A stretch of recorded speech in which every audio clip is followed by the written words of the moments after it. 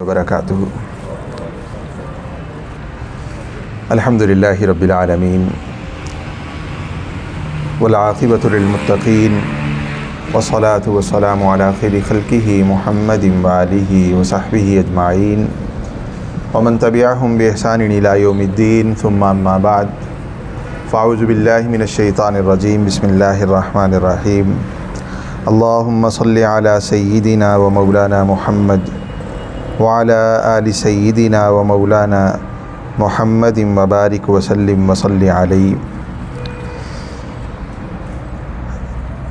جناب نبی کریم صلی اللہ علیہ وسلم کی مبارک زندگی ہمارا موضوع گفتگو ہے، اور ہم گزشتہ 4 نشستوں میں حضور نبی کریم صلی اللہ علیہ وسلم کی ولادت مبارکہ بلکہ اس سے بھی پہلے سیرت مبارکہ کا عمومی تعارف اور اس کی وسعت، مآخذ و مصادر، اور پھر سیرت مبارکہ پہ جو لکھی جانے والی کتابیں ہیں، مختلف مراحل سے گزرتے گزرتے ہم ولادت مبارکہ تک پہنچے، اور حضور نبی کریم صلی اللہ علیہ وسلم کے دنیا میں تشریف لانے کے وقت کے جو حالات تھے ان کو تھوڑا سا ہم نے تذکرہ کیا۔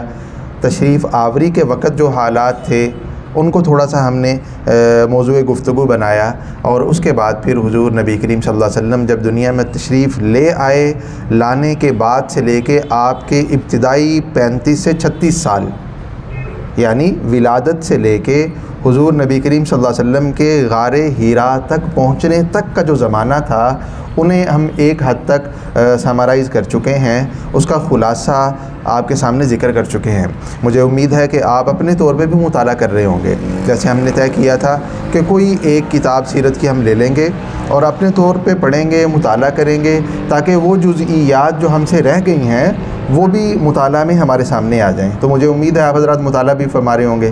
کون کون ہے جنہوں نے کتاب کوئی حاصل کر لی سیرت کی؟ ہاتھ کھڑے کریں، شاباش، ماشاءاللہ ماشاءاللہ، بہت اچھے بہت اچھے۔ تو جو مطالعہ کر رہے ہیں وہ زیادہ استفادہ کر رہے ہیں، جو سماعت فرما رہے ہیں وہ بھی استفادہ کر رہے ہیں، لیکن مطالعہ کرنے والے وہ زیادہ استفادہ کر رہے ہیں۔ اس لیے میری گزارش ہوگی کہ آپ سبھی حضرات جو ہیں وہ اپنے طور پہ الرحیق المختوم لے لیں، النبی الخاتم لے لیں، یا کوئی اور سیرہ مبارکہ کی کتاب لے لیں، وہ اس کا مطالعہ ضرور کریں۔ خیر، جناب نبی کریم صلی اللہ علیہ وسلم کی جب مبارک عمر 35، 36، 37 علی اختلاف الروایات ہوئی، تو حضور نبی کریم صلی اللہ علیہ وسلم کو خانہ کعبہ کی تعمیر کے بعد 35 سال کی عمر میں خانہ کعبہ کی تعمیر ہوئی دوبارہ۔ ہم نے کل اس کا تفصیلی واقعہ ذکر کیا، کس طرح سے حجر اسود کی تنصیب کے وقت میں اختلاف پیش آیا، اور کیسے حضور نبی کریم صلی اللہ علیہ وسلم کی بات پہ سب نے آمین کہا اور صادق اور امین کہا، اور حضور نبی کریم صلی اللہ علیہ وسلم کے فیصلے پہ راضی ہو گئے۔ حجر اسود اپنی جگہ پہ رکھ دیا گیا، ہم اس جگہ تک پہنچ گئے تھے۔ حضور نبی کریم صلی اللہ علیہ وسلم خانہ کعبہ کی تعمیر کے بعد کچھ عرصہ آپ کو خلوت، علیحدگی، گوشہ نشینی، اس کی محبت آپ کے دل میں آنی شروع ہو گئی، کیونکہ آپ جانتے ہیں کہ وہ جو سماج تھا وہ جاہلی سماج تھا، اس میں طرح طرح کی آپ یہ کہہ لیجئے کہ ایسی چیزیں تھیں جو صالح طبیعت کے لیے، صالح مزاج کے لیے بہت زیادہ مشکلات کا ذریعہ تھیں۔ تو حضور نبی کریم صلی اللہ علیہ وسلم نے اپنی جوانی بڑی صاف ستھری گزاری، ہم آپ کے اوصاف دیکھ چکے ہیں کل کے سیشن میں۔ اس کے باوجود آپ اس سماج کا حصہ ہی رہے، اسے کٹے نہیں، لیکن نبوت ملنے کے جو پہلے، یعنی نبوت سے پہلے کے 2 سے 3 سال ہیں، اس میں آپ بجائے سماج کا زیادہ حصہ رہنے کے خلوت نشینی زیادہ آپ نے اختیار شروع فرما دی۔ اور روایات میں آتا ہے کہ حضور نبی کریم صلی اللہ علیہ وسلم پورا مہینہ رمضان المبارک کا غار حرا میں گزارا کرتے تھے۔ آپ اعتکاف فرمایا کرتے تھے، مظاہر فطرت میں، اللہ رب العزت کی کائنات میں، مخلوقات میں غور و فکر فرمایا کرتے تھے، اور آپ کا اکثر وقت جو ہے وہ گوشہ نشینی میں گزرنا شروع ہوا۔ اور غار حرا کی جو کیفیات ہیں ان کو ہم ذکر کریں گے، لیکن اس سے پہلے ہم دیکھیں کہ جب غار حرا میں آپ تشریف فرما ہو گئے اور وحی کا نزول بالکل قریب آ گیا، اللہ رب العزت نے اس کائنات، اس دھرتی، انسانیت، ان کو ایک مسیحا عطا کرنے کا وقت جو تھا وہ بالکل قریب آ گیا۔ اس سے پہلے ہم دیکھیں کہ دنیا اس وقت کی تھی کیسی، خاص کر مذاہب کے اعتبار سے، کہ دنیا میں دین اسلامی کے، شریعت محمدی علی صاحبہ الصلاۃ والسلام کے آنے سے پہلے کیا اور بھی کچھ مذاہب موجود تھے؟ خاص کر وہ جو خطہ تھا جسے ہم جزیرہ عرب کہتے ہیں، اس میں کوئی اور مذاہب موجود تھے؟ ان کو ہم دیکھیں، اور اگر موجود تھے تو کیا وہ متحرک کردار ادا کر رہے تھے؟ لوگوں کی جو دینی ضروریات ہیں ان کو پورا کر رہے تھے؟ اللہ کے ساتھ جوڑنے کا وہ بہترین ذریعہ تھے یا نہیں تھے؟ کیا ان پہ اس وقت کے راہبوں کی، پادریوں کی اجارہ داری قائم ہو چکی تھی، یا بالکل بعین ہی اسی شکل میں موجود تھے جس شکل میں اپنے اپنے وقت کے انبیاء پہ نازل ہوئے؟ تو ہم دیکھتے ہیں حضور نبی کریم صلی اللہ علیہ وسلم کی مبارک بعثت سے پہلے پوری دنیا میں اس وقت کی جو معلوم دنیا ہے وہ یہ ہے. یعنی آپ دیکھیں، اگر نقشہ وہ جو ہم نے کل دیکھا تھا وہ ذہن میں ہے، تو یہ 3 بر اعظم ہیں یہ والے. ان بر اعظموں میں آپ کو ایشیا نظر آئے گا، یورپ نظر آئے گا اور افریقہ نظر آئے گا. ان میں آپ کو امریکہ نظر نہیں آئے گا اس جگہ پہ، نہ ہی آسٹریلیا نظر آئے گا، کیونکہ اس وقت تک، جس وقت کی تاریخ اور سیرت کی ہم ابھی بات کر رہے ہیں، اس وقت تک معلوم دنیا یہی تھی بس. کسی کو امریکہ کا پتہ نہیں تھا، کسی کو آسٹریلیا کا پتہ نہیں تھا. یہ بہت بعد میں دریافت ہوئے ہیں. یہی وجہ ہے ہم بہت سی تاریخوں میں پڑھتے ہیں کہ اس حصے کو، یہ جو افریقہ، شمالی افریقہ کا آخری حصہ ہے جس جگہ پہ ابھی لیزر ہے، یہ موراکو ہے، مراکش ہے. اس جگہ پہ اس کو مغرب اقصیٰ کہا جاتا تھا. اس کو کہا جاتا تھا کہ یہ مغرب کی طرف جاتے ہوئے دنیا کا آخری کنارہ ہے. اس کے بعد دنیا نہیں ہے، اس کے بعد خشکی ختم ہو جاتی ہے. اس وقت تک، جب تک مغرب میں امریکہ دریافت نہیں ہوا، اس وقت تک یہی نظریہ تھا. اسے مغرب آج بھی کہا جاتا ہے، مغرب اقصیٰ. جب مغرب اقصیٰ بولا جاتا ہے تو اس سے مراد یہ موراکو ہوتا ہے، یہ والا. تو خیر، یہ جو معلوم دنیا تھی، اس میں جو بڑے بڑے مذاہب پائے جاتے تھے وہ لکھے بھی ہوئے ہیں خطے کے اعتبار سے، لیکن یہ 7 مذاہب ہیں جو اس وقت موجود تھے. ان میں یہودیت تھی. ہم ان کی جگہ بھی بتائیں گے کہ یہودیت کس جگہ پہ تھی اس وقت. یہودیت کے ماننے والے، حضرت موسیٰ علیہ السلام کے ماننے والے، ان کے ماننے کا دعویٰ کرنے والے، وہ کس جگہ پہ تھے؟ عیسائیت تھی، مجوسیت تھی جو آتش پرست تھے، آگ کی عبادت کیا کرتے تھے. بت پرستی تھی، اور بدھ مت آج بھی موجود ہے، بدھزم. ہندو مت تھی، اور سابیت تھی. سابی کہتے تھے جو مظاہر فطرت کی، ستاروں کی، چاند کی، ان سورج کی، ان کی عبادت کیا کرتے تھے، انہیں سابی کہا جاتا تھا. تو یہ 7 بڑے مذاہب اس وقت پوری دنیا میں موجود تھے جب حضور نبی کریم صلی اللہ علیہ وسلم تشریف لائے ہیں. اگر آپ خطہ زمین کے اعتبار سے دیکھیں تو یہ دیکھیں، یہ والا حصہ ہے، یہ سارا رومن ایمپائر کا حصہ تھا. یعنی پورے کا پورا افریقہ یہاں دے دیا گیا، لیکن اس وقت زیادہ متحرک جو کردار تھا جس خطے کا، وہ شمالی افریقہ کا تھا. شمالی افریقہ اور مشرقی افریقہ. مشرقی افریقہ کا ملک ایتھوپیا اور شمالی افریقہ کا مصر. یہ 2 ممالک تھے افریقہ میں جو آپ یہ کہہ لیجئے کہ پورے کے پورے افریقہ کے نمائندہ ممالک تھے. اور ان دونوں ممالک میں، اور اس کا ظاہر بات ہے کہ اثر تھا بقیہ افریقہ میں بھی، یہاں پہ عیسائی مذہب تھا افریقہ میں جب حضور نبی کریم صلی اللہ علیہ وسلم کی تشریف آوری ہو رہی ہے. یہی وجہ ہے کہ یہ ایتھوپیا ہے. حضور نبی کریم صلی اللہ علیہ وسلم نے، آج ہی ہم انشاءاللہ پہنچ جائیں گے، صحابہ کرام رضی اللہ تعالیٰ عنہم کو جب مشرکین کے ظلم و ستم میں اضافہ ہو گیا، حضرت بلال رضی اللہ تعالیٰ عنہ پہ وہ بڑی بڑی چٹانیں رکھنی شروع کر دیں انہوں نے. حضرت صہیب پہ، حضرت عمار پہ، حضرت یاسر پہ، حضرت سمیہ، حضرت ذنیرہ رضی اللہ تعالیٰ عنہم، ان سب پہ، اور بقیہ جو حضرات صحابہ کرام تھے ان پہ مظالم، مشقتیں، تکلیفیں شروع ہوئیں. تو حضور نبی کریم صلی اللہ علیہ وسلم نے ہجرت کا حکم ارشاد فرمایا. آپ حضرات جانتے ہیں کہ اسے تاریخ میں، سیرت میں ہجرت حبشہ، پہلی ہجرت حبشہ سے یاد کیا جاتا ہے. ہجرت حبشہ کہا جاتا ہے. حبشہ کسے کہا جاتا تھا؟ ایتھوپیا کو، اس حصے کو، یہ جہاں پہ ابھی لیزر ہے. آپ جانتے ہیں کہ یہ جزیرہ عرب ہے، یہاں مکہ مکرمہ ہے. اگر میں آپ کو دوسرا نقشہ دکھا سکوں، یہ دیکھیں، اس کو تھوڑا سا بڑا کر لیتے ہیں.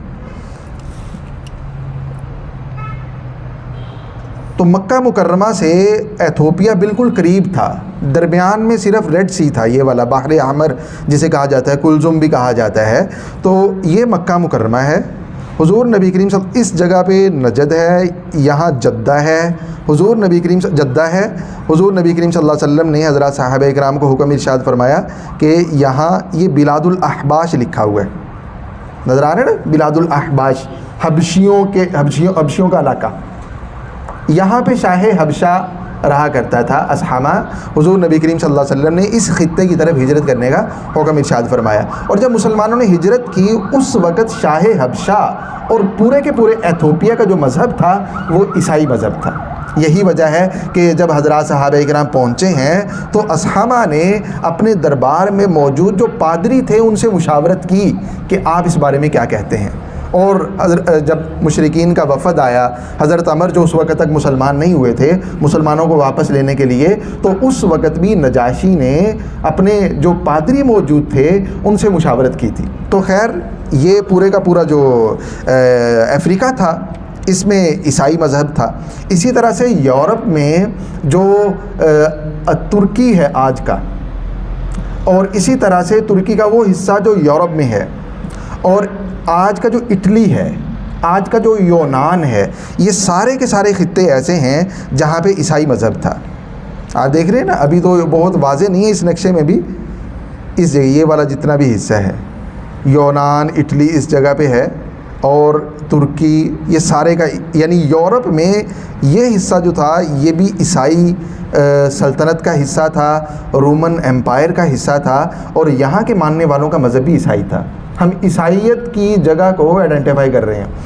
تیسرے نمبر پہ ایشیا میں جب آپ آتے ہیں تو ایشیا میں یہ جو شام ہے اس جگہ پہ، آپ اس وقت تو صرف شام تھا، آج شام، فلسطین، اردن، یہ سارے کا سارا حصہ یہ بھی رومن امپائر کا حصہ تھا۔ یہاں کے ماننے والوں کا مذہب بھی عیسائی تھا، حتیٰ کہ جزیرہ عرب، یہ جو جزیرہ عرب ہے، تھوڑا سا اس کو ہم زوم کر لیں، بہت واضح نہیں لکھا ہوا، یعنی بہت زیادہ کلیئر نہیں کیا گیا اس نقشے میں بھی، لیکن جزیرہ عرب کا جو شمالی حصہ ہے، خود جزیرہ عرب کا، یہ جہاں یہودی لکھا ہوا اس سے اوپر کا حصہ، یہ جو تبوک، یہاں پہ تبوک ہے جو آخری غزوہ ہوا تھا، حضور نبی کریم صلی اللہ علیہ وسلم بنفس نفیس تشریف لے گئے تھے، تو تبوک سے اوپر تک، اوپر کی طرف شام، اور اسی طرح سے پھر آپ یورپ تک چلے جائیں، یہ جو جزیرہ عرب کا یہ والا حصہ تھا، یہاں بھی عیسائی رہتے تھے۔ یہ اگرچہ نسلاً عرب تھے، عربی تھے، لیکن ان کا مذہب عیسائی تھا، نسلاً عرب، مذہباً عیسائی۔ تو یہ سارے کا سارا حصہ جو ہے آپ دیکھیں، اس وقت گویا کہ جو عیسائیت تھی وہ معلوم دنیا کی، یعنی معلوم دنیا کے خطے کے اعتبار سے سب سے بڑا مذہب تھا، عیسائیت سب سے بڑا مذہب تھا۔ آپ ذرا لیزر کو دیکھیے، یہ والا یہاں سے آپ شروع کر لیجئے، یہاں سے یہ پورے کا پورا افریقہ ہے، اور یہاں یہودی جہاں لکھا ہو یہاں سے اوپر، اور یہ عراق ہے اس جگہ پہ۔ ابھی ہم یہ مجوسیوں کی سلطنت کی جب بات کریں گے، تھوڑا سا یہ آگے آئے ہیں اس جگہ تک، یہ، اور یہاں سے پھر ادھر آ جائیں اور واپس آپ افریقہ میں آ جائیں، یہ سارے کا سارا عیسائی سلطنت تھا۔ گویا کہ بہت بڑا خطہ اس وقت عیسائیوں کے پاس تھا۔ اور عیسائی مذہب کی حالت کیا تھی؟ اصل بات یہ ہے، یعنی خطے کے اعتبار سے تو بات واضح ہے، مذہب کی حالت کیا تھی؟ دنیا کے اتنے بڑے حصے پہ حاکمیت پہ حکمرانی کے باوجود وہ اس وقت کے جاگیردار، اس وقت کے سرمایہ دار، اور اس وقت کے بادشاہوں کے درباروں کی لونڈی بن چکا تھا۔ آپ جانتے ہیں کہ جو انقلاب فرانس ہوا یا مغرب کے اندر تحریکیں اٹھی ہیں بڑی بڑی آزادی کی، اس کی بنیادی وجہ کیا تھی؟ بنیادی وجہ یہ تھی کہ جاگیردار، سرمایہ دار اور پادری، یہ تکون تھی جنہوں نے آپس میں گٹھ جوڑ کر کے اس وقت کے عام انسانیت کا جینا جو ہے وہ دوبر کیا ہوا تھا۔ مذہب جو تھا وہ گویا کہ سہارا بن رہا تھا جاگیردار کے ظلم کا، سرمایہ دار کے ظلم کا، بادشاہ کے ظلم کا۔ عیسائیت دنیا کی قیادت کے اعتبار سے، لوگوں کی رہنمائی کے اعتبار سے، ان کو خدا کے ساتھ جوڑنے کے اعتبار سے مکمل ناکام ہو چکی تھی، کیونکہ اللہ رب العزت نے اس مذہب کا ایک خاص وقت مقرر کیا تھا۔ اس کے بعد پھر یہ اس کی قدرت، اس کی تقدیر میں تھا کہ اس کے بعد جب نیا مذہب آئے گا اس سے پہلے وہ ختم ہو جائے گا۔ تو عیسائیت گراؤنڈ پر بھی تحریک کا اور قیادت کا فریضہ سر انجام نہیں دے رہی تھی جب حضور نبی کریم صلی اللہ علیہ وسلم کی مبارک بعثت ہوئی ہے۔ دوسرے نمبر پہ یہودی تھے. اس وقت کے یہودی آپ جانتے ہیں کہ حضرت موسیٰ علیہ السلام جب صحرائے سینا میں آئے ہیں یہاں پہ اس جگہ پہ یہ بحر کلزم کو کراس کر کے, تو آپ نے اپنی قوم سے کہا کہ چلیں فلسطین میں چلتے ہیں, قوم عمالقہ ہے اس سے جہاد کرتے ہیں. اور قوم نے کہا کہ اذهب, بنی اسرائیل نے, اذهب انت وربک فقاتلا انا ہاہنا قاعدون, آپ جائیے, آپ کا پروردگار بھی آپ کے ساتھ ہی چلا جائے, دونوں جا کے جہاد کر لیں, قتال کر لیں, ہم یہاں بیٹھے ہیں, ہم انتظار کر رہے ہیں. یہ ان کی کیفیت. حضرت موسیٰ علیہ السلام کا جو انتقال ہوا ہے وہ صحرائے سینا میں ہوا ہے. صحرائے سینا اس جگہ پہ ہے, اس جگہ پہ مصر سے ساتھ, یہ کلزم کے اوپر. قوم عمالقہ رہتی تھی. بعد میں حضرت یوشع بن نون کی قیادت میں جہاد ہوا اور قوم عمالقہ کو وہاں سے نکالا گیا. ہم کل ذکر نہیں کر سکے, جب حضرت ابراہیم علیہ السلام نے اسماعیل علیہ السلام کو چھوڑا ہے وادی غیر ذی زرع کے اندر, اس وقت قوم عمالقہ کے خانہ بدوش, بعض سیرت نگاروں نے لکھا ہے کہ عمالقہ کے خانہ بدوش وہ مکہ مکرمہ, اس کے مضافات, اطراف کے پہاڑوں میں رہا کرتے تھے, وہاں سے نکل آئے تھے. لیکن یہودی آباد ہو گئے فلسطین کے اندر بھی, اور اسی طرح سے صحرائے سینا میں وغیرہ وغیرہ مختلف علاقوں میں. لیکن پوری تاریخ ہے, مختلف بادشاہوں کے حملے ہوتے رہے فلسطین پہ بھی, بنی اسرائیل کو بھی نکال دیا گیا. جب یہ نکلے تو پھر یہ جزیرہ عرب میں آ کے آباد ہوئے. آپ جانتے ہیں کہ خیبر میں, مدینہ منورہ میں, ان مضافات میں یہودیوں کے کئی ایک قبائل آباد تھے, اور وہ ان علاقوں کے اندر آپ یہ کہہ لیجئے کہ بڑے سرمایہ دار شمار کیے جاتے تھے. مدینہ مکہ کی طرف نہیں تھے, آنا جانا تھا ان کا, لیکن ان کی رہائش, ان کی سکونت جو تھی وہ زیادہ تر مدینہ منورہ میں تھی, خیبر میں تھی, اس کے مضافات میں تھی. یہ سارے کا سارا علاقہ ایسا تھا کہ جہاں یہودیت بطور مذہب کے لیڈ کر رہی تھی. لیکن اگر آپ اس کو مذہبی بنیادوں پہ دیکھیں, گراؤنڈ پہ دیکھیں, تو یہودیت جو تھی وہ بھی حضرت موسیٰ علیہ السلام کی لائی ہوئی تعلیمات سے کوسوں دور جا چکی تھی. کیونکہ یہودیت تو اس وقت ہی بیک فٹ پہ چلی گئی جب حضرت عیسیٰ علیہ السلام تشریف لائے.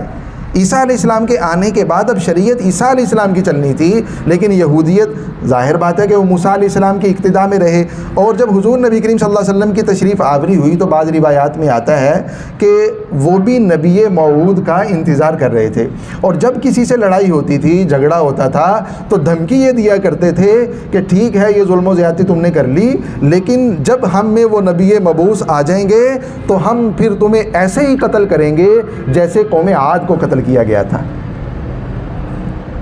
لیکن مذہبی بنیادوں پہ, قیادت کے اعتبار سے, لوگوں کی رہنمائی کے اعتبار سے, خدا کے ساتھ جوڑنے کے اعتبار سے وہ ناکام ہو چکے تھے, اور اس خطہ زمین میں یہودی رہا کرتے تھے.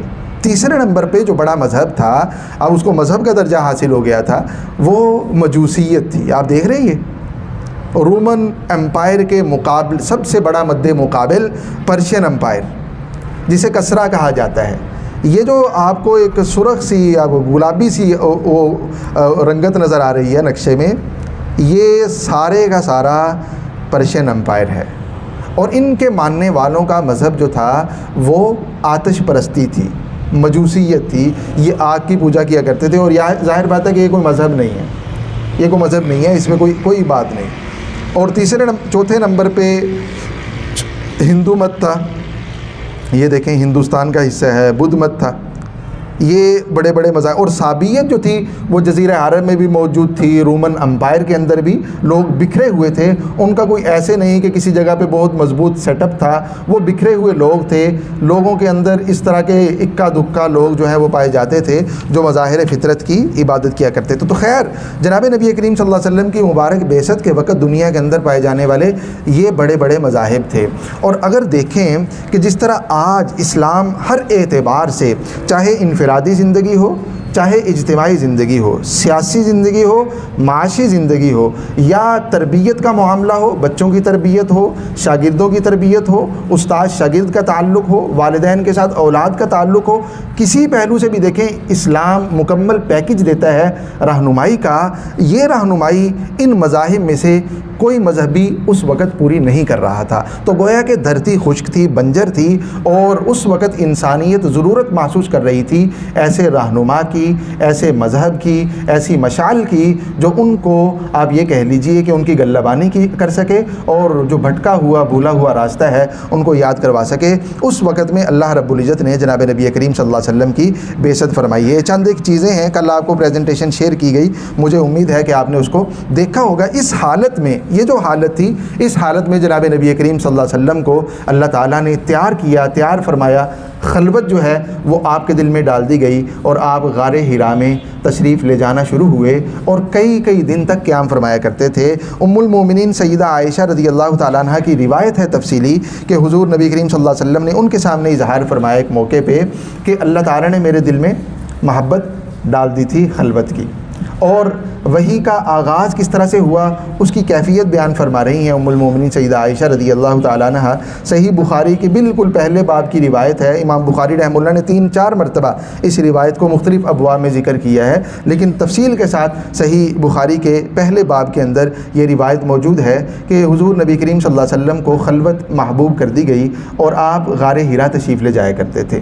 کئی دنوں کا جو کھانے پینے کا سامان ہے ساتھ لے جاتے، اور جب وہاں اللہ رب العزت کے مظاہر فطرت میں، قدرت میں غور و فکر فرمایا کرتے تھے، جب کھانے پینے کا سامان ختم ہوتا تو واپس گھر تشریف لاتے اور توشہ لے کے دوبارہ سے غار حرا میں تشریف لے جایا کرتے تھے۔ وہاں سے گزر بسر کرنے والوں کا بھی اکرام فرمایا کرتے تھے اور اللہ رب العزت کی عبادت کیا کرتے تھے۔ حضور نبی کریم صلی اللہ علیہ وسلم کا یہ معمول کم و بیش 3 سال جاری رہا۔ 3 سال تک آپ غار حرا میں تشریف لاتے رہے، لے جاتے رہے۔ رمضان المبارک کے بارے میں مستقل معمول یہ تھا کہ آپ پورا رمضان جو ہے وہ اعتکاف کیا کرتے تھے غار حرا کے اندر۔ آپ غار حرا کو دیکھیں، جو حضرات تشریف لے گئے ہیں عمرے کے لیے، حج کے لیے، انہوں نے تو ظاہر بات ہے کہ زیارت کی ہوگی جا کے۔ اللہ تعالیٰ جو گئے ہیں ان کو بار بار بلائیں، اور اللہ تعالیٰ جو بیٹھے ہوئے ہیں یہاں سارے، سب کو بھی مقبول حاضری نصیب فرمائیں۔ اللہ تعالیٰ اپنے در کی، اپنے جناب نبی کریم صلی اللہ علیہ وسلم کے روضہ اقدس کی اللہ تعالیٰ سب کو حاضری، مقبول حاضری نصیب فرمائے۔ تو یہ غار حرا کی تصویر گئے، کون گئے ہیں؟ ہاتھ کھڑے کریں شاباش، جو تشریف لے گئے ہیں شاباش، ماشاءاللہ ماشاءاللہ ماشاءاللہ ماشاءاللہ۔ غار حرا بھی دیکھی ماشاءاللہ، آپ نے تو بہت زیادہ انوارات کو قریب سے جا کے دیکھا، اللہ قبول فرمائے۔ تو یہ غار حرا ہے، ہم یہ تصویر ٹھیک ہے جو ہی ہمارے تصدیق بھی کر لینا، ہم نے تو خود نہیں اچھی۔ اچھا، یہ وہ پہاڑ ہے، آپ دیکھیں کہتے ہیں غار حرا کا جو تک پہنچنے کا جو راستہ ہے وہ بڑا پرمشقت ہے، بڑا پرمشقت، مجاہدہ کرنا پڑتا ہے، اچھا خاصا مجاہدہ کرنا پڑتا ہے۔ تو اس تصویر سے سمجھ بھی آتا ہے، غار حرا کو دیکھنے سے اتنا سمجھ نہیں آتا، ایسے لگتا ہے جیسے قریب میں ہو، لیکن اگر جبل نور اس پہاڑ کا نام ہے جس پہ غار حرا ہے، اگر جبل نور کو دیکھیں اور بالکل اس کی، اور دیکھیں نا جہاں تیر کا نشان ہے، چوٹی کے اوپر جا کے کہیں یہ غار ہے، تو حضور نبی کریم صلی اللہ علیہ وسلم بالکل شور شرابے سے دور تشریف لے جایا کرتے تھے، اور یہاں اس مقام پہ تشریف ماں ہوتے تھے اللہ رب العزت کی۔ اب اس وقت جو مزاج تھا، جو طریقہ تھا، اس کے مطابق عبادت کیا کرتے تھے، اور محدثین نے لکھا ہے کہ آپ کی عبادت التحنث، غور و فکر تھا، راتوں کو تدبر فرمایا کرتے تھے، غور و فکر فرمایا کرتے تھے اللہ رب العزت کی کائنات میں، قدرت میں، مظاہر قدرت میں۔ تو آپ صلی اللہ علیہ وسلم وہاں تشریف فرما تھے غار حرا میں۔ بعض رات نے فرمایا کہ یہ رمضان المبارک کا مہینہ تھا، بعض نے فرمایا کہ ربیع الاول کا مہینہ تھا، تو اس سے ہمارا کوئی وہ زیادہ بحث نہیں ہے، لیکن غار حرا میں آپ تشریف فرما تھے کہ ایک موقع پہ آپ نے آواز سنی، آپ کو کوئی کہنے والا کہہ رہا ہے اقرا۔ آپ نے آواز سنی، کوئی کہنے والا کہہ رہا ہے اقرا۔ 2 طرح سے اس کو بیان کیا جاتا ہے۔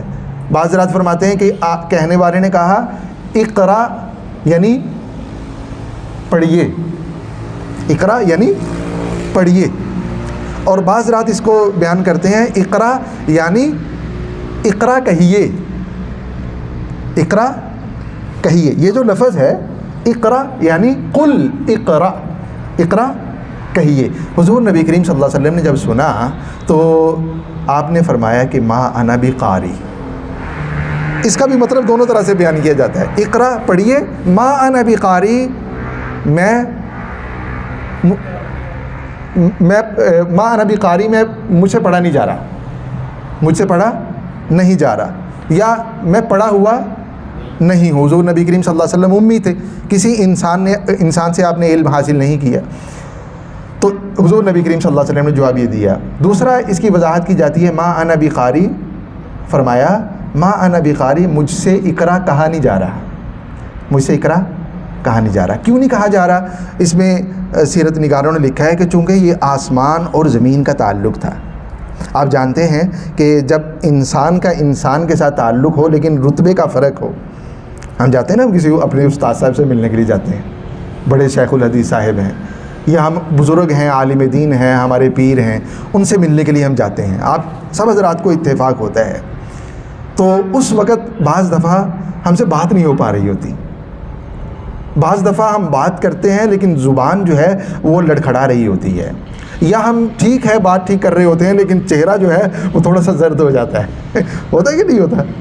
یہ انسان کا انسان کے ساتھ تعلق ہے لیکن اس کے باوجود یہ کیفیت بن جاتی ہے، اور یہاں جو کیفیت بنی اس کی وجہ یہ تھی کہ یہ انسان کا انسان کے ساتھ تعلق نہیں تھا بلکہ آسمان اور زمین کا تعلق تھا، اور واسطہ وہ چیز تھی کہ جس کے بارے میں اللہ تعالیٰ نے قرآن کریم میں ارشاد فرمایا کہ ہم نے پہاڑوں پہ پیش کیا، وہ لرز گئے، انہوں نے اٹھانے سے انکار کر دیا، کسی نے نہیں اٹھایا، حملہ الانسان، انسان نے اٹھا لیا۔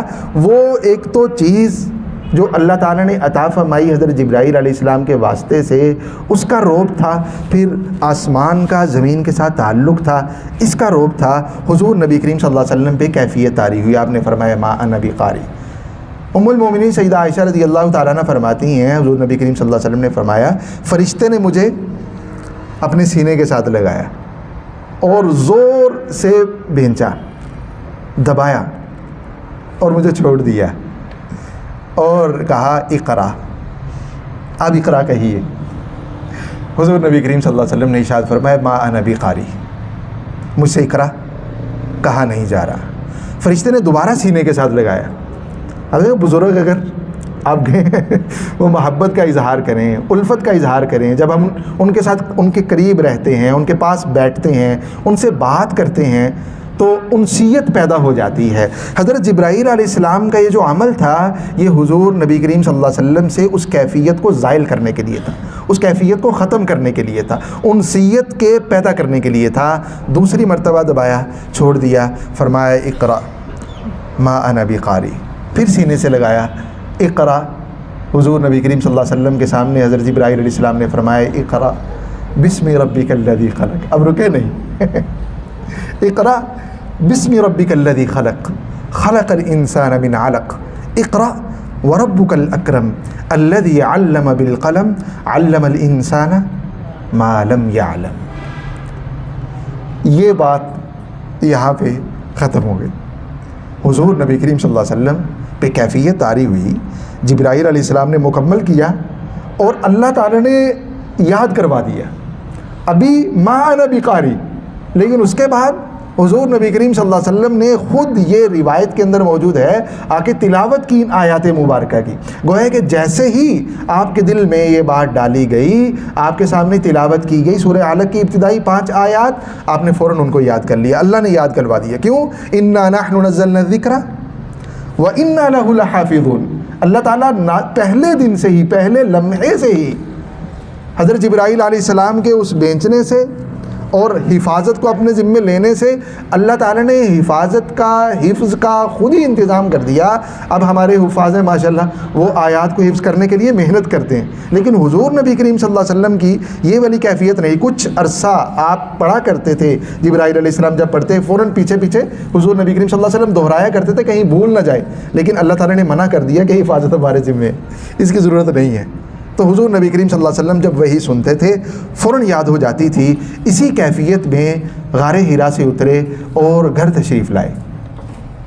ام المومنین سیدہ خدیجہ رضی اللہ تعالیٰ عنہ یہ واحد خاتون تھیں جو اس وقت تک آپ کے نکاح میں تھیں. آپ جانتے ہیں کہ جب تک سیدہ خدیجہ رضی اللہ تعالیٰ عنہ حیات رہیں حضور نبی کریم صلی اللہ علیہ وسلم نے دوسری شادی نہیں کی.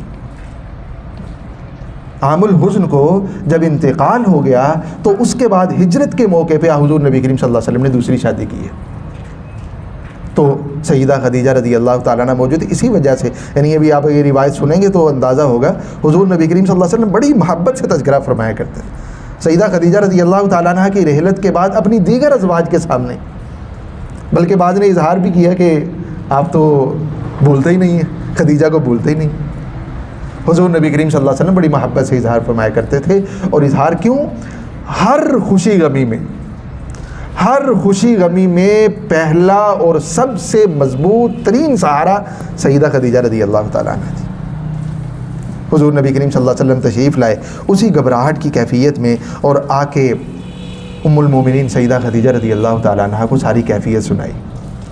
اور صحیح بخاری کے الفاظ ہیں، آپ نے فرمایا لقد خشیت علی نفسی، مجھے تو جان جانے کا خوف لاحق ہو گیا ہے، مجھے تو لگ رہا ہے کہ میری جان نکل جائے گی. آپ نے یہاں تک اظہار فرمایا، خود یہ آپ کی کیفیت تھی.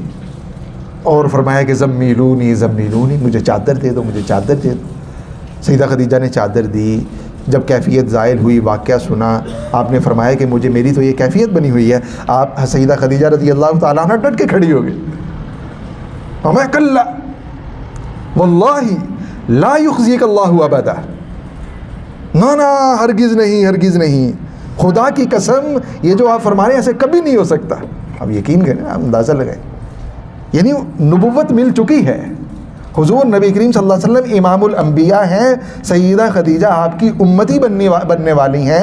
امتی خاتون حوصلہ دے رہی ہیں، تسلی دے رہی ہیں، مضبوط کر رہی ہیں امام الانبیاء کو جو کہ ان کے شوہر ہیں.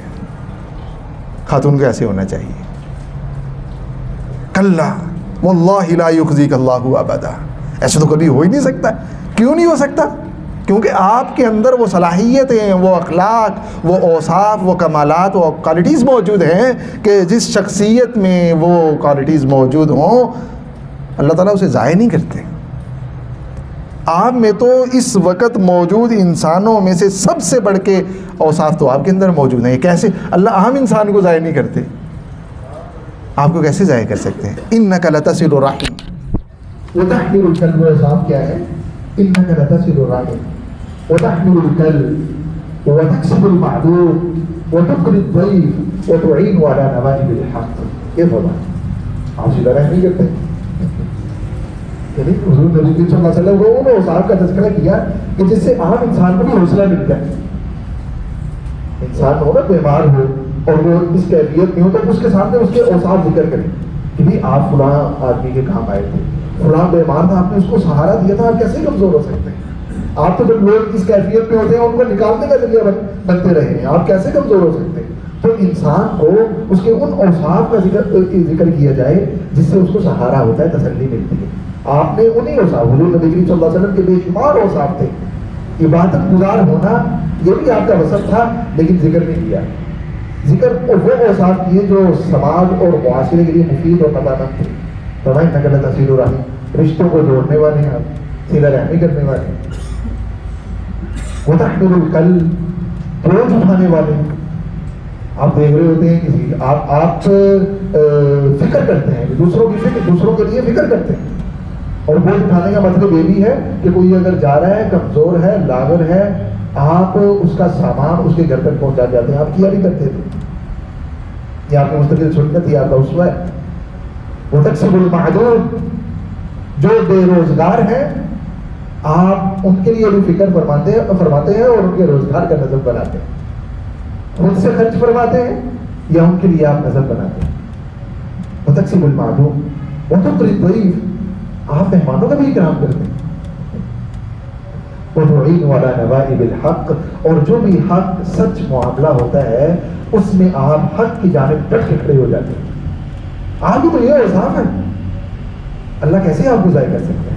اس لیے جو آپ فرمائے لقد خشیت علی نفسی، جان کہیں کی جانے والی انشاءاللہ. سیدہ خدیجہ رضی اللہ تعالیٰ عنہ نے حضور نبی کریم صلی اللہ علیہ وسلم کو تسلی دی، اور تسلی جب آ گئی تو پھر اپنے چچا ورقہ ابن نوفل کے پاس تشریف لے گئی. بعض روایات میں آتا ہے کہ تشریف لے گئی، بعض میں آتا ہے کہ بلایا حضرت علی رضی اللہ تعالیٰ عنہ کے ذریعے حضرت ورقہ کو. حضرت ورقہ سے جب ملاقات ہوئی، اور حضرت ورقہ ابن نوفل جو ہیں ان کے بارے میں آتا ہے کہ کان رجل کان امرؤ تنصر فی الجاہلیہ، ورقہ ابن نوفل نے زمانے جاہلیت میں عیسائیت اختیار کر لی تھی، اور یہ جو تورات تھی اسے عبرانی زبان میں لکھا کرتے تھے، عبرانی زبان جانتے تھے اور تورات کا ترجمہ کیا کرتے تھے عبرانی زبان سے. تو وہ چونکہ سابقہ ادیان کو جاننے والے تھے، اس لیے حضرت ورقہ کے پاس تشریف لے گئی کہ ان کے سامنے کیفیت رکھتے ہیں، دیکھتے ہیں وہ کیا فرماتے ہیں.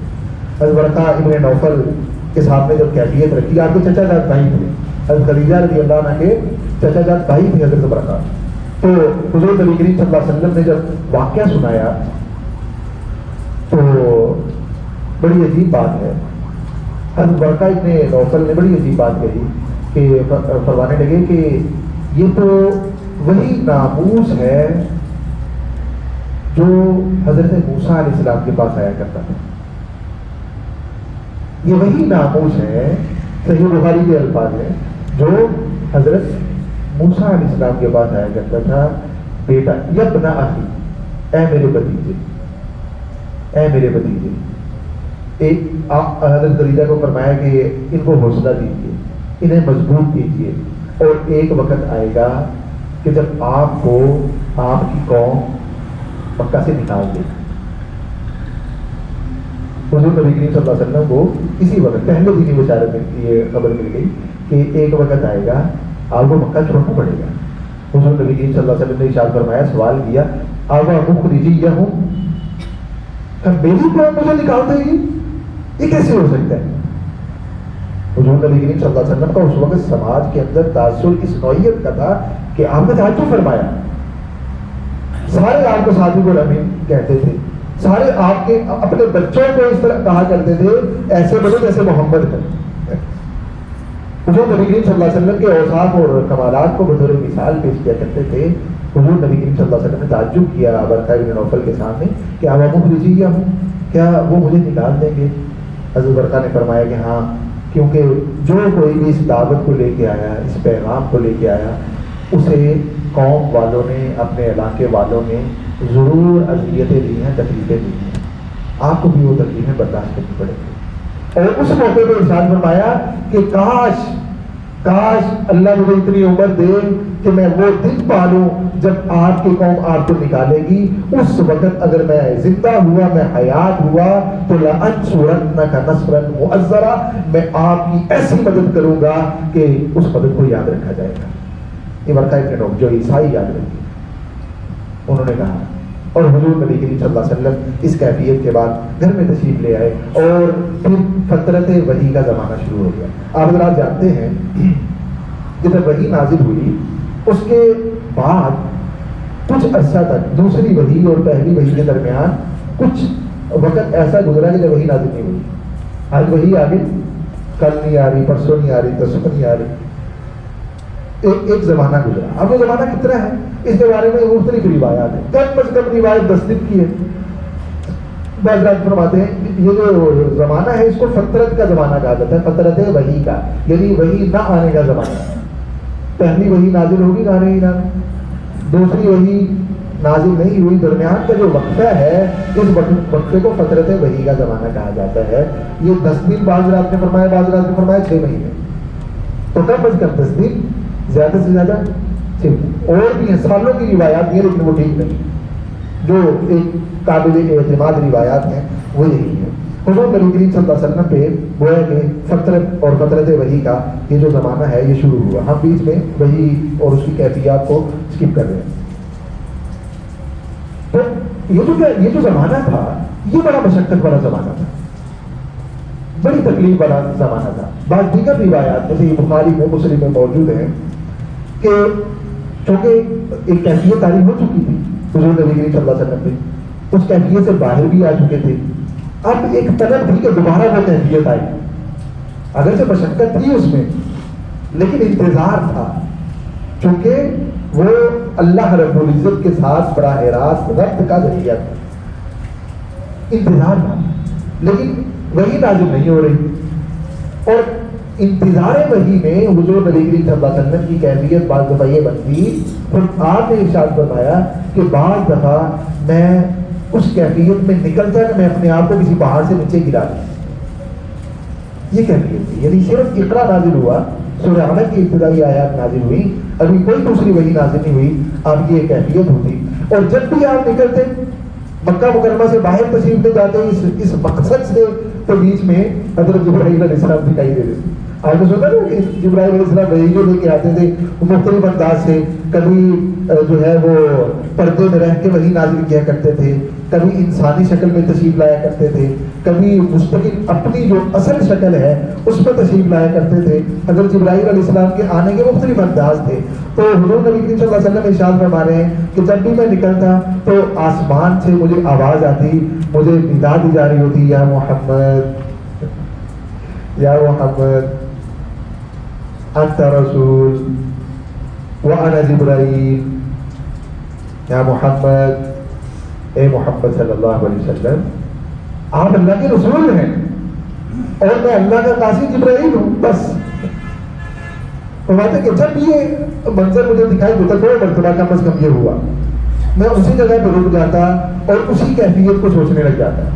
حضور نبی کریم صلی اللہ علیہ وسلم کا اسی کیفیت میں وقت گزر جاتا اور وہ جو ایک گرانے والی کیفیت ہی ظاہر ہو جاتی، واپس گھر تشریف لے آتے. کم از کم 2 مرتبہ آپ کے ساتھ یہ واقعہ ہوا. اور حضور نبی کریم صلی اللہ علیہ وسلم گھر میں تشریف فرما ہے. ایک دوسرے موقع پہ حضرت جبرائیل علیہ السلام تشریف لائے پہلی وحی کے 10 دن بعد، یہ 6 مہینے کے بعد، اور حکم ارشاد فرمایا یا ایھا المدثر قم فانذر وربک فکبر وثیابک فطہر والرجز فاہجر ولا تمنن تستکبر ولربک فاصبر. یہ مبارک آیات دوسری وحی ہے. آپ دیکھ رہے ہیں یہ بہت ضروری ہے کہ ہم اس طرح سے لے کے چلیں، اس کو سمجھیں. یہ دوسری وحی ہے جناب نبی کریم صلی اللہ علیہ وسلم ابھی تک حضرت خدیجہ رضی اللہ تعالیٰ عنہ کے سامنے بھی پیش نہیں کیا. حضرت صدیق اکبر رضی اللہ تعالیٰ عنہ کے سامنے بھی دین پیش نہیں کیا. حضرت زید کے سامنے بھی دین پیش، حضرت علی رضی اللہ تعالیٰ عنہ کے سامنے بھی دین پیش نہیں کیا. کوئی مسلمان نہیں ہوا. قم فانذر، آپ پڑھیے ذرا، یہ چھوٹی چھوٹی آیات ہیں لیکن حکم دیکھیے، یعنی جوانوں اور کلم سے بھی بڑھ کے. قرآن کی کہتے ہیں کہ جو عام زبانوں میں گفتگو اور تحریر کے 2 اسلوب ہوتے ہیں. 2 اسلوب ہوتے ہیں، ایک نظر شاعری ہوتی ہے اور دوسرا نثر سلیس. کوئی بھی زبان ہے، انگلش ہے، اردو ہے، فارسی ہے، نظر ہوگی نثر ہوگی. عربی زبان میں زبان کے 2 نہیں بلکہ 3 اسلوب ہیں. ایک نظر، دوسرا نثر اور تیسرا قرآن. قرآن اپنی ذات میں مستقل اسلوب ہے. آپ دیکھیے کوئی سورت پڑھ لیجیے، طٰہٰ ما انزلنا علیک القرآن لتشقیٰ الا تذکرۃ لمن یخشیٰ تنزیلا ممن خلق الارض والسماوات العلی والنجم اذا ھویٰ ما ضل صاحبکم وما غویٰ وما ینطق عن الھویٰ. قرآن مجید کو اس انداز سے پڑھیے ذرا، یعنی سمجھ کے بھی ہم پڑھتے ہیں لیکن جب ہم تلاوت کر رہے ہو تو اس لے میں پڑھیے. قرآن کریم ایک اپنی تاثیر رکھتا ہے تلاوت کی بھی، اور وہ تاثیر چھوڑ کے جاتا ہے.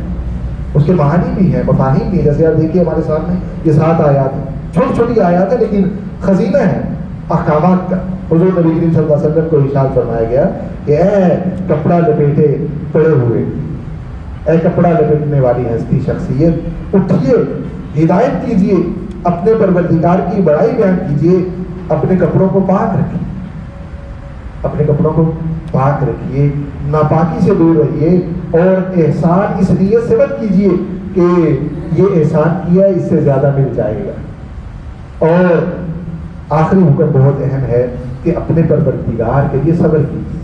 حضور نبی کریم صلی اللہ علیہ وسلم کو آئندہ جو پیش آنے والی صورتحال ہے اس کے لیے تیار بھی کیا گیا، اور جو آپ کی دعوت ہے اس کے آغاز کا بھی حکم ارشاد فرما دیا گیا۔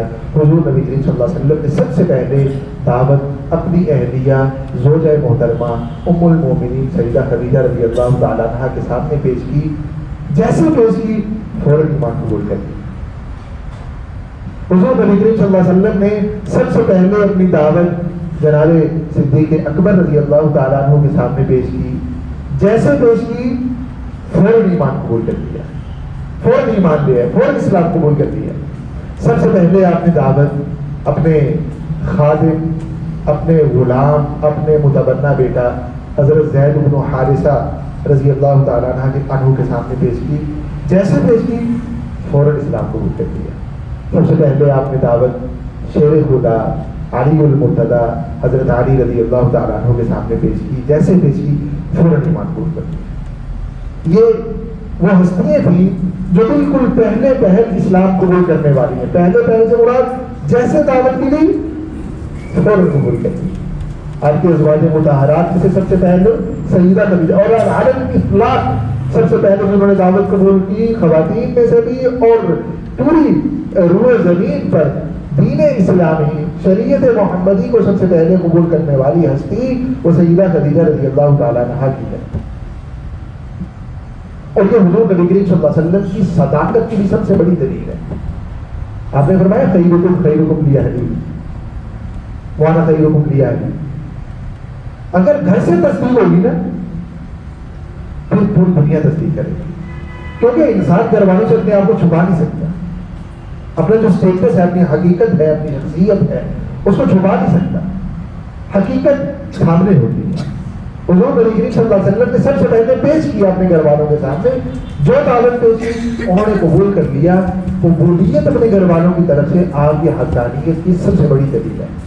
اپنے دوست جن کے ساتھ تجارت میں شریک رہے، جن کے ساتھ معاملات میں اگر انسان کو پرکھنا ہو تو معاملات کر کے دیکھیں۔ اگر صدیق اکبر رضی اللہ عنہ وہ شخصیت ہے، وہ ہستی ہے، عمر میں 2 سال چھوٹے تھے آپ سے، لیکن آپ کے دوست تھے، سفر اور حضر کے دوست تھے، آپ کی تجارت کے شریک تھے۔ حضور نبی کریم صلی اللہ علیہ وسلم نے اپنے دوست کے سامنے جب دعوت پیش کی تو انہوں نے بھی فوراً قبول کر دی۔ آپ کے خادم، یہ بھی ایک امتحان ہوتا ہے خادم کے سامنے۔ بعض عام طور پہ ہوتا یہ ہے کہ خادموں کو شکایت رہتی ہے پتہ ہے نا؟ حضرت زید خادم تھے، غلام تھے، آپ نے دعوت پیش کی، حضرت زید نے فوراً قبول کر دی۔ بچوں میں سے حضرت علی المرتضیٰ رضی اللہ تعالیٰ عنہ سب سے پہلے اسلام قبول کرنے والے ہیں۔ تو یہ ہستیاں ہیں، اسلام قبول کیا، اور حضور نبی کریم صلی اللہ علیہ وسلم نے چھپ کے اللہ کے حکم سے غیر اعلانیہ طور پہ لوگوں کو دین کی طرف متوجہ کرنا شروع کر دیا۔ جو ہستیاں اسلام قبول کر رہی تھیں وہ اپنے طور پر بھی جو بااعتماد ترین روحیں تھیں، جو ان کی پیشانی سے یہ ظاہر تھا کہ وہ خیر کی طرف زیادہ مائل ہیں، ان ہستیوں کو دعوت دینی شروع کی گئی۔ اور ماشاء اللہ کی رحمت سے، اللہ کے فضل سے، حضرت صدیق اکبر رضی اللہ تعالیٰ عنہ کی کاوشوں سے، اور بعد میں حضرت عثمان رضی اللہ تعالیٰ عنہ کی کاوشوں سے، حضرت سعد بن ابی وقاص رضی اللہ تعالیٰ عنہ کی محنتوں سے یہ ہستیاں جو ہیں یہ اسلام میں داخل ہوئی۔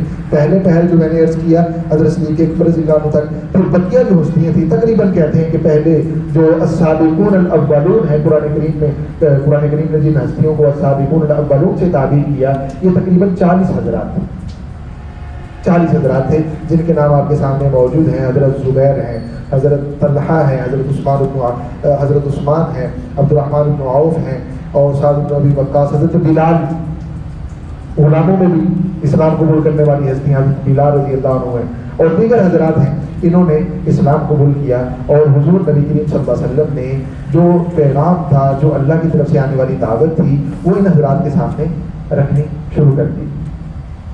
حضور نبی کریم صلی اللہ، یہاں ہم رکتے ہیں، حضور نبی کریم صلی اللہ علیہ وسلم کی دعوت تھی اس وقت تک، یعنی یہ آپ یہ کہہ لیجیے کہ ابتدائی 3 سال جو ہیں، اس دعوت میں کیا تھا؟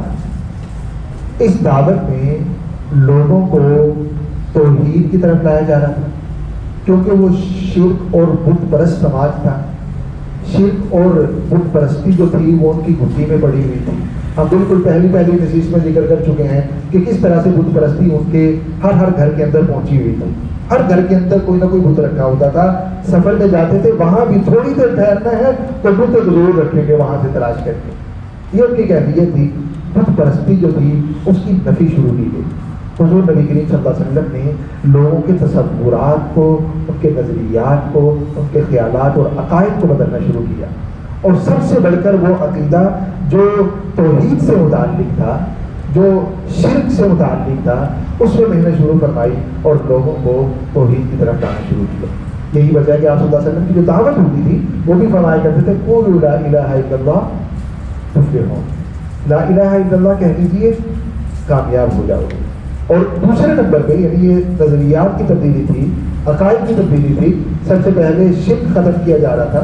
دوسرے نمبر پہ جو آخرت کا تصور ہے یہ عربوں کے یہاں نہیں تھا. یعنی نہیں تھا کا مطلب یہ ہے کہ اکثریت کے یہاں نہیں تھا, کچھ نہ کچھ یہاں تھا. یعنی بعض ایسی روایات ملتی ہیں, تاریخی روایات ہیں کہ جن کے اندر یہ موجود ہے کہ عربوں کے یہاں بھی آخرت کا تصور تھا. مثال کے طور پہ ان کے یہاں یہ تصور موجود تھا. ڈاکٹر جواد علی نے المفصل فی تاریخ العرب میں اس روایت کو ذکر کیا ہے اور اس پہ کافی سارے شواہد بھی ذکر کیے ہیں کہ ان کے یہاں یہ تصور موجود تھا کہ جب آدمی مر جائے, اسے دفنا دیا جائے, تو اس کی اگر قبر پہ کسی اونٹنی کو لا کے دودھ دھویا جائے گا, کسی اونٹنی کا دودھ دھویا جائے گا اور اونٹنی کے چکر لگوائے جائیں گے, تو قیامت کے دن بعض کیا تصور تھا وہ آدمی اپنی اس اونٹنی پر سوار ہو کے میدان میں حاضر ہوگا. یہ کیا تصور تھا. لیکن اکثریت جو تھی وہ اجنبی تھی. ان کے ہاں آخرت, قیامت, جنت, جہنم, جزا, سزا, اس کا کوئی معنی نہیں تھا. ان کے ہاں ان ہی الا حیاتنا الدنیا نموت ونحیا وما یہلکنا الا الدہر. صرف زندگی یہی ہے جس کے اندر ہم جی لیے, مر گئے, ہڈیاں بوسیدہ ہو گئی, ختم ہو گئے, اس کے بعد کوئی جزا اور سزا نہیں ہے. یہ ان کی اکثریت کا تصور تھا. جناب نبی کریم صلی اللہ علیہ وسلم نے اس تصور کی بھی جڑیں کاٹی اور لوگوں کو آخرت پر ایمان لانے کی دعوت دی. اور یہ جو مجموعہ تیار ہوا جنہیں السابقون الاولون کہا جاتا ہے, اور ان کی محنتوں سے آگے بھی بہت سی ہستیاں اور شخصیات جو ہیں انہوں نے اسلام قبول کیا, وہ سارے کے سارے جو دین میں داخل ہوتے تھے وہ موحد ہوتے تھے, وہ آخرت کو ماننے والے ہوتے تھے, وہ جزا اور سزا کے قائل ہوتے تھے, وہ جنت اور جہنم پہ یقین رکھنے والے ہوتے تھے. حضور نبی کریم صلی اللہ علیہ وسلم نے, آپ دیکھ رہے ہیں کہ کس طرح 1 2 3 4 سے آغاز کیا اور آہستہ آہستہ یہ پودا جو ہے یہ تناور درخت کی شکل اختیار کرنے لگا. اور آگے ہم دیکھیں گے انشاءاللہ کل سے کہ کس طرح سے حضور نبی کریم صلی اللہ علیہ وسلم نے اعلانیہ دعوت کا آغاز فرمایا. کوہ صفا پہ اس سے پہلے آپ نے اپنے چچاؤں کو اپنے گھر بلایا, دعوت کی, کس طرح سے ان کے سامنے پیش کیا. اور پھر جب آپ جناب ابو طالب کی طرف سے مطمئن ہو گئے کہ وہ میرا دفاع کریں گے, وہ میرے پیچھے کھڑے ہوں گے, تو حضور نبی کریم صلی اللہ علیہ وسلم کوہ صفا پہ تشریف لے گئے. یا صباحا یا صباحا پکارا, سارے آگے. ہر حتیٰ کی بعض روایات میں آتا ہے کہ لوگ جمع ہوئے اور جو خود نہیں پہنچ سکتا تھا اس نے اپنا نمائندہ بھیجا کہ محمد بلا رہے ہیں, یقیناً کوئی اہم خبر ہے, کوئی اہم بات ہے, اس لیے جاؤ. جب سارے جمع ہوئے حضور نبی کریم صلی اللہ علیہ وسلم نے پھر وہ بات کہی کہ اگر میں تم سے کہوں پہاڑ کی دوسری جانب سے ایک لشکر ہے, ایک فوج ہے جو تم پہ حملہ آور ہونے کو بالکل تیار ہے, اگر میں تمہیں کہوں کہ ایسا ہونے والا ہے, کیا میری تصدیق کرو گے؟ کیا میری بات مانو گے؟ کیا میری, کیونکہ پہاڑ پہ تو میں کھڑا ہوں, آپ نیچے کھڑے ہو, میں کہوں ابھی آنے والا ہے, کیا میری تصدیق کرو گے؟ صرف مقصود یہ تھا کہ لوگوں سے میں یہ جان سکوں کہ میری حیثیت صداقت اور امانت کے اعتبار سے ان کی نظر میں کیا ہے. جب آپ نے سوال کیا سب نے ایک زبان کہا, سب نے ایک زبان کہا کہ یقیناً ہم آپ کی تصدیق کریں گے, اس لیے کہ آپ تو صادق ہیں, آپ تو امین ہیں, آپ سچے بھی ہیں, آپ امانت دار بھی ہیں, آپ جو کہیں گے ہم اس کی تصدیق کریں گے. حضور نبی کریم صلی اللہ علیہ وسلم نے ارشاد فرمایا کہ انا النذیر العریان, میں کھلا تم کو ڈرانے والا ہوں میں اللہ کی طرف بلانے والا ہوں، میں نبی اور رسول بنا کے بھیجا گیا ہوں، لا الہ الا اللہ کہہ لو، کامیاب ہو جاؤ گے۔ فاطمہ بنت محمد لا الہ الا اللہ کہو، تمہارے والد تمہیں نہیں بچا سکیں گے۔ اے بنو عدی لا الہ الا اللہ کہہ لو، اے بنو تمیم لا الہ الا اللہ کہہ لو۔ حضور نبی کریم صلی اللہ علیہ وسلم نے ایک ایک شاخ کو، ایک ایک شخصیت کو مخاطب کر کے یہ فرمایا کہ لا الہ الا اللہ کہو، جو میں کہہ رہا ہوں اس کو مان لو، کامیاب ہو جاؤ گے، اور اگر نہیں مانو گے تو محمد رشتہ داری کی وجہ سے کسی کو بچا نہیں سکے گا۔ یہاں سے انشاءاللہ کل کو آغاز کریں گے۔